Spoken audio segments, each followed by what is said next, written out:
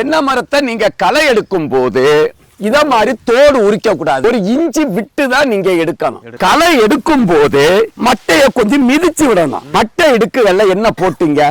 மட்டை இடுக்குல சார் இன்ன வரைக்கும் போட்டதில்லை. கண்டிப்பாக மட்டை இடுக்குகள்ல களை எடுக்கும் போது, மரத்தை சுத்தம் பண்ணும் போது, காண்டாமிருக வண்டு, சோப்பு கூன் வண்டு, வெள்ளையி, பூச்சிகள், பூஞ்சலம், தேளு, பூரா எல்லா இதுவும் இங்கதான் இருக்கும். பாலவந்தம் இது வராம இருக்கிறதுக்கு மட்டை இடுக்குகளை வருஷத்துக்கு 1 கிலோ அங்குசனும் கொடுக்கிறோம். இந்த குருத்தை விட்டுட்டு இந்த மட்டை இப்படி இதோட கொஞ்சம் ஆத்து மணல், சாம்பல் கிடைச்சா சாம்பல், பெருங்காயம், அங்குசத்தை போட்டின்னு சொன்னா எதுவும் வராது. பூச்சி வராது, நோய் வராது, மரம் ஆரோக்கியமா காய்க்கும், சத்துக்களை கொடுத்துரும். இந்த தொந்தரவு இல்லாததுனால வருஷத்துக்கு ஆமா. அதனால பசுமை பூமி மரங்களை களை எடுக்கிறது, அந்த அங்குசம் உப்பு போடுறது, இப்ப இந்த வேலையும் பசுமை பூமி செய்து கொடுக்கிறோம்.